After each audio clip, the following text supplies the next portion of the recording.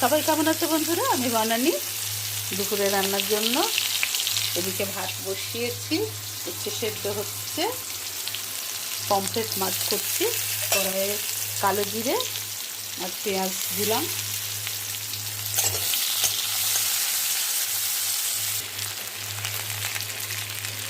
Tomato কিছু দিলাম। Tomato পেঁয়াজ ভালো করে ভাজা হয়ে গেছে। এখানে জিরে গুঁড়ো, ধনে গুঁড়ো, কাশ্মীরি লঙ্কা গুঁড়ো, নুন হলুদ দেওয়া আছে।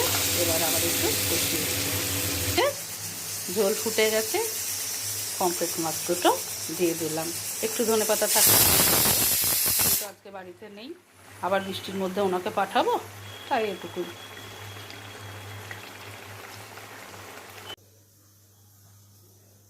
বাকি রান্নাগুলো নিয়ে টেবিলে চলে এসেছি। এটা পাঁচমেশালি একটা সবজি করেছি, উচ্ছে সেদ্ধ করেছি, কাঁকরোল ভাজা করেছি। তো চলো, সবাই ভালো থেকো বন্ধুরা।